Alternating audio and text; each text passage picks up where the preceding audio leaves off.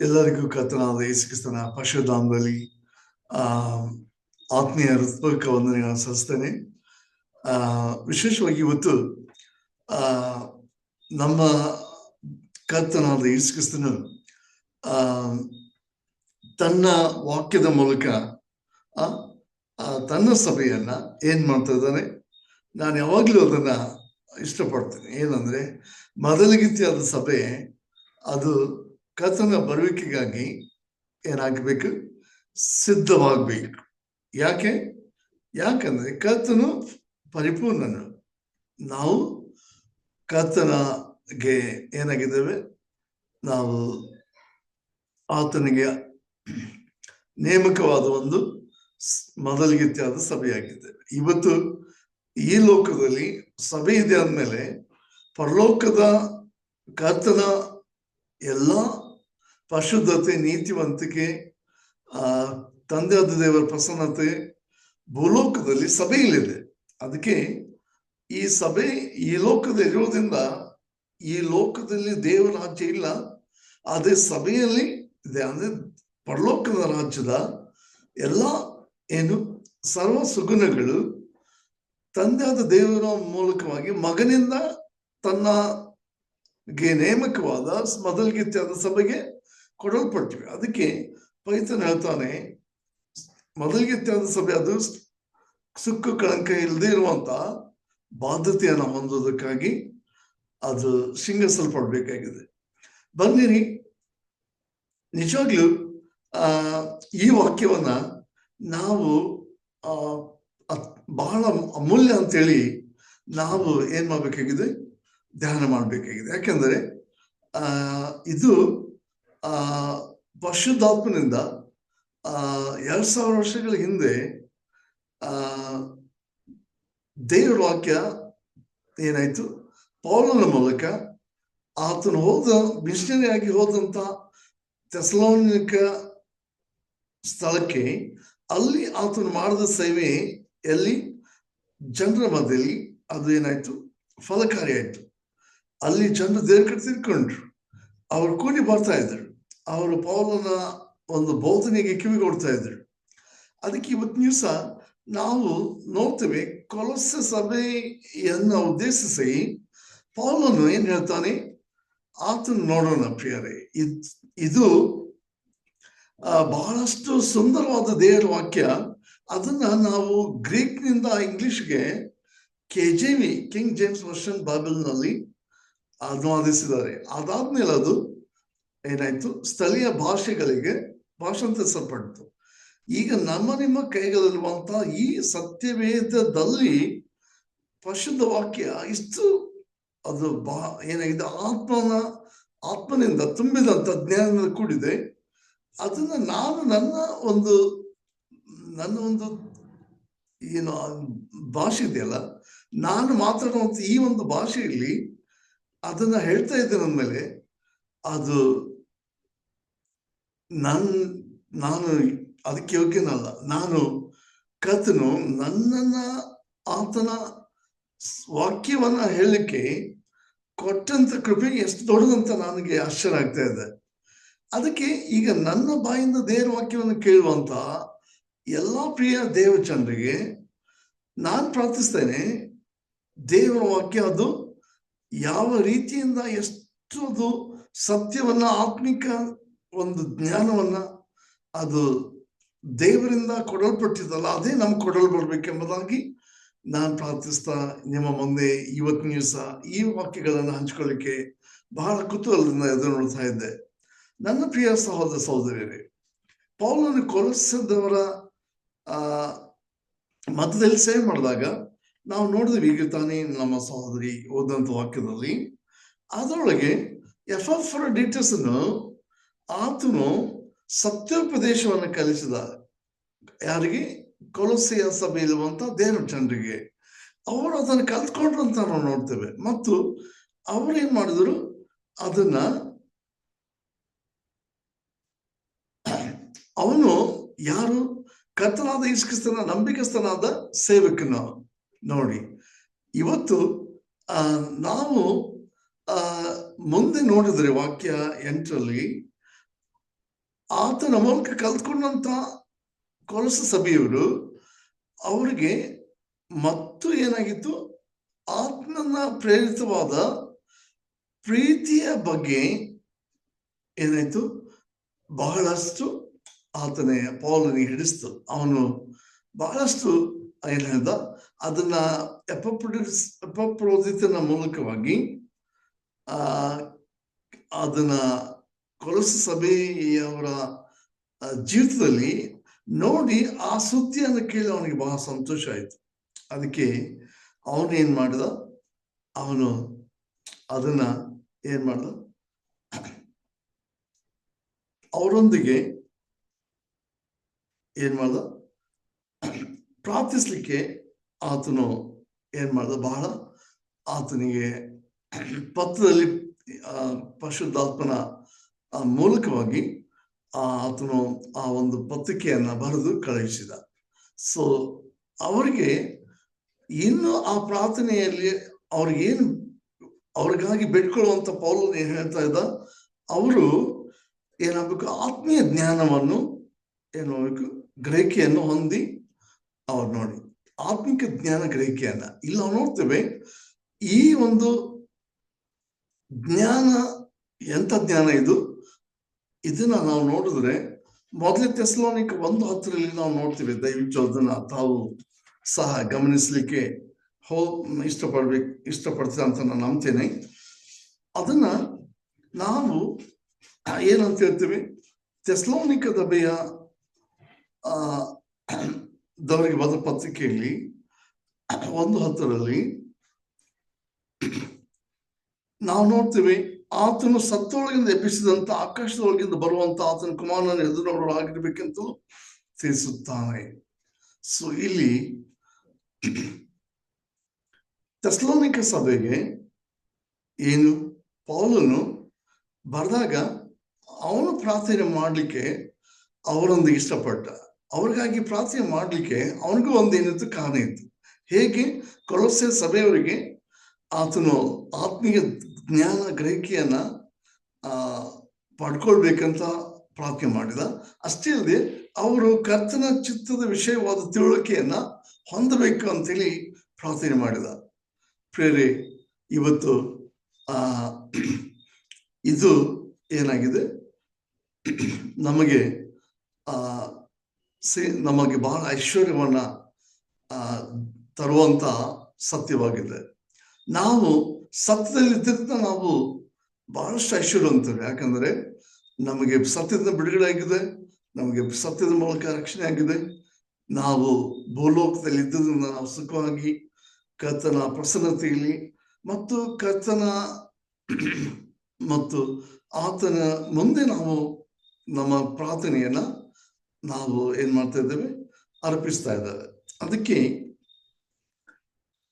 ಥೆಸಲೋನಿಕ ಬರೆದ ಪತ್ರಿಕೆಯಲ್ಲಿ ಪೌಲನು ಆತನು ಏನ್ ಮಾಡಿದ, ಆತನು 1ನೇ ಅಧ್ಯಾಯ 11ನೇ ವಚನದಲ್ಲಿ ಈಗ ನಾವು ಕೇಳಿದೀವಿ, ಓದಿದನ ಸಹೋದರಿ ಓದಿದನ, ಅಲ್ಲಿ ಸಹ ನಾವು ನೋಡ್ತೇವೆ ಏನಂದ್ರೆ ಪೌಲನು ಆತನು ಏನ್ ಮಾಡ್ತದ, ಯಾವಾಗ್ಲೂ ಪ್ರಾರ್ಥನೆ ಮಾಡ್ತಾ ಇದ್ದ. ಅದಕ್ಕೋಸ್ಕರ ಆ ದಿನವನ್ನ ಅವರೊಂದಿಗೆ ಎದುರು ನೋಡ್ತಾ ಇದ್ದ. ಯಾವ ದಿನ ನಾವು ನೋಡ್ತೀವಿ ಅದನ್ನ ಈಗ ತಾನೇ ಓದಿದ್ನಲ್ಲ, ಮೊದಲೇ ಥೆಸಲೋನಿಕ 1:10 ಅಂದ್ರೆ ಕರ್ತನು ಏನಾಗ್ತಾ ಇದ್ದಾನೆ, ಆಕಾಶದೊಳಗಿಂದ ಬರ್ತಾ ಇದ್ದಾನೆ. ಯಾರಿಗೋಸ್ಕರ? ನಮಗೋಸ್ಕರ. ಯಾಕಂದ್ರೆ ನಮ್ಗೆ ಗೊತ್ತಿದೆ ನಮ್ಮ ಕರ್ತನಾದ ಯೇಸು ಕ್ರಿಸ್ತನು.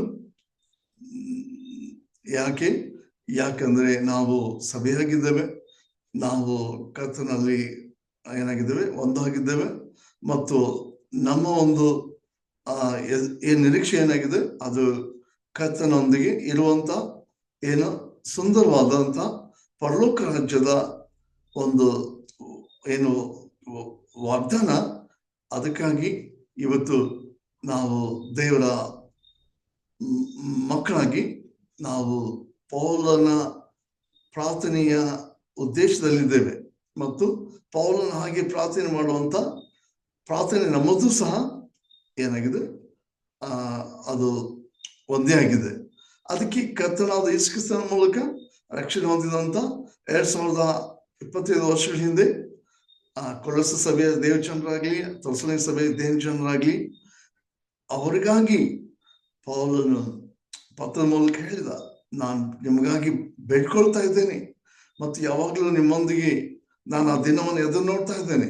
ಯಾಕೆಂದರೆ ನೀವು ಏನಾಗಿದ್ದೀರಿ,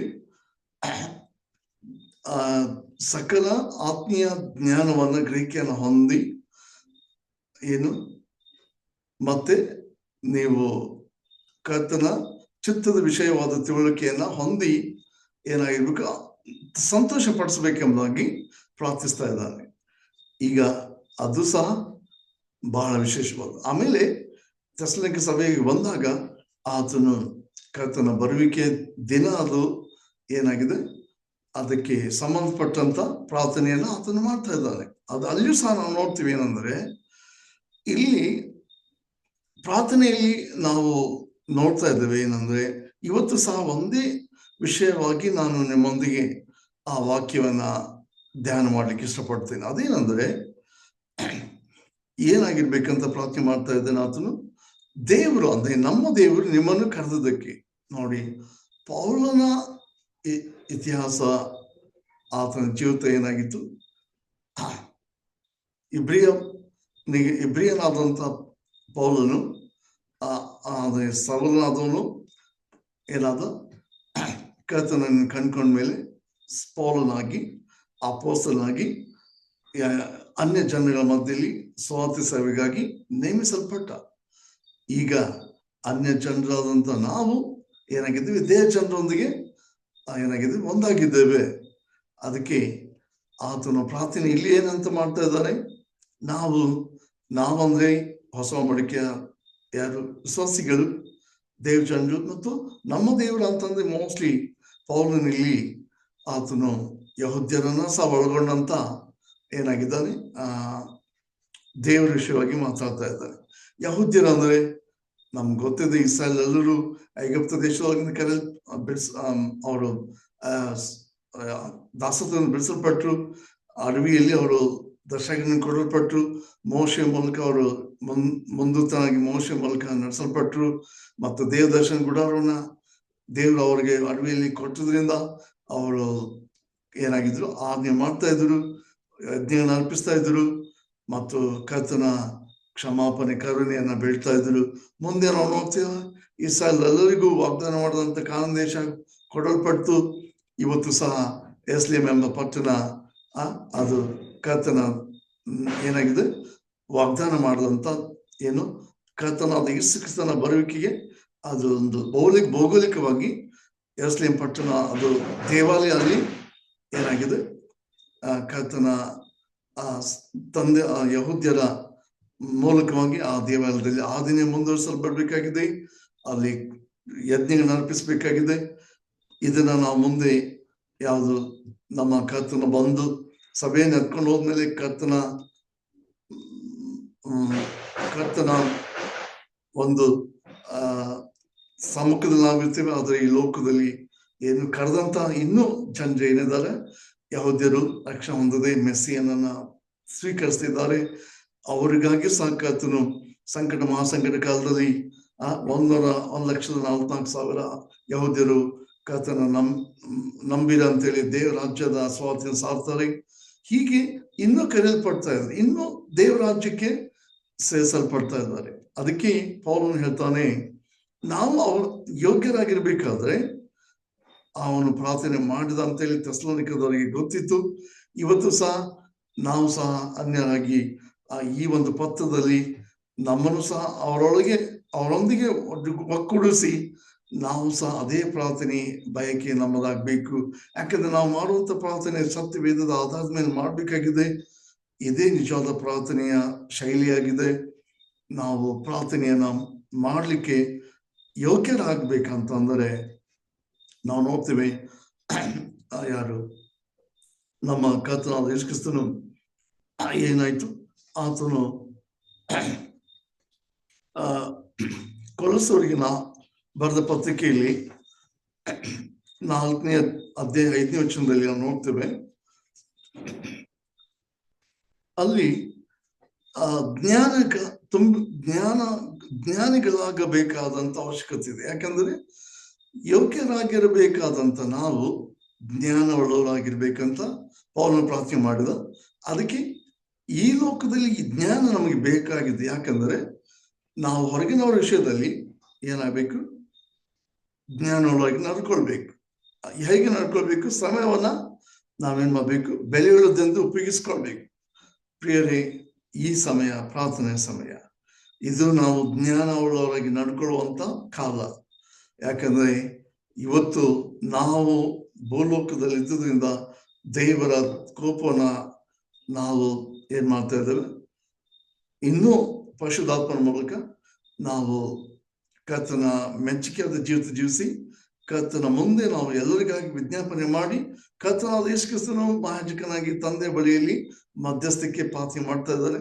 ನಾವು ಸಹ ಏನ್ ಮಾಡ್ಬೇಕು? ಆತನ ಮುಂದೆ ನಾವು ಈ ಎಲ್ಲ ಪ್ರಾರ್ಥನೆ ವಿಜ್ಞಾಪನೆಗಳನ್ನ ನಾವು ತರಬೇಕಾಗಿದೆ. ಅಷ್ಟೇ ಅಲ್ಲದೆ ಎಫೆಸ 1:8 ಸಹ ನೋಡ್ತೇವೆ. ಅಲ್ಲಿ ಸಹ ಏನಾಗಿದೆ? ಪೌಲನು ಏನ್ ಹೇಳ್ತಾನೆ ಅಂತ ನೋಡೋಣ. ಆತನು ಜ್ಞಾನಿಗಳಾಗಬೇಕಾಗಿದ್ರೆ ಏನ್ ಮಾಡ್ಬೇಕು? ನಾವು ದೇವರ ಏನು ರಹಸ್ಯವಾದ ಸಂಕಲ್ಪವನ್ನ ನಾವು ತಿಳ್ಕೊಂಡಿರ್ಬೇಕು. ಯಾವ್ದು ರಹಸ್ಯವಾದ ಸಂಕಲ್ಪ? ಅದು ಏನಂದ್ರೆ ನಾವು ಯಾರಾಗಿರ್ಬೇಕು? ಕರ್ತನಿಗೆ ಮೀಸಲಾಗಿ ಪ್ರತ್ಯೇಕವಾಗಿ ಪರಿಶುದ್ಧರಾಗಿ ನಾವು ಕರ್ತನ ನಲ್ಲಿ ಯಾವಾಗಲೂ ನೆಲೆಗೊಂಡಿದ್ದು ಫಲ ಕೊಡ್ಬೇಕು. ಇವತ್ತಿನ ದಿವಸ ನಾವು ಯೋಗ್ಯರಾಗಿರ್ಬೇಕಾದ್ರೆ ಏನ್ ಮಾಡ್ಬೇಕಾಗಿದೆ? ಕರ್ತನಾದ ಯೇಸು ಕ್ರಿಸ್ತನು ನಮ್ಮನ್ನ ಏನು ತನ್ನ ಈ ಲೋಕದ ಬರುವ ಹಾಕೋಕ್ಕಿಂತ ಮೊದಲು ಕ್ರಿಸ್ತನ ಆರಿಸಿಕೊಂಡ ಮತ್ತು ನಾವು ಕರ್ತನ ಜೊತೆಗೆ ಇರ್ಲಿಕ್ಕೆ ನಮಗೆ ಪರಿಶುದ್ಧಾತ್ಮನ ಕಳಿಸಿಕೊಟ್ಟ ಮತ್ತು ನಾವು ಕರ್ತನೊಂದಿಗೆ ಇರುವಂತ ಸಭೆಯ ಆಜ್ಞೆಯಲ್ಲಿ ಕರ್ತನ ಮೇಜಿನಲ್ಲಿ ಪಾಲ್ತುಕೊಂಡು ಆತನನ್ನ ನಾವು ಯಾವಾಗ್ಲೂ ಹೆಚ್ಚು ನಮ್ಮ ಮನಸ್ಸು ಆತ್ಮ ಪ್ರಾಣದಲ್ಲಿ ಸೇರಿಸ್ತಾ ಇದ್ದೇವೆ. ಇದಕ್ಕಾಗಿ ನಾವು ಈ ಲೋಕದಲ್ಲಿ ಕೃಪೆ ಕಾಲದಲ್ಲಿ ಬದುಕ್ತಾ ಇದ್ದೇವೆ. ನಾವು ಬದುಕಿದ ಕ್ರಿಸ್ತನಿಗಾಗಿ ಸಾಯುವುದಲ್ಲಿ ಯೇಸು ಪೌಲನು ಹೇಳ್ದ. ಅವನ ಹಾಗೆ ಆಗುವಂತ ಬಯಕೆ ನಮಗೆ ಇರಲಿ.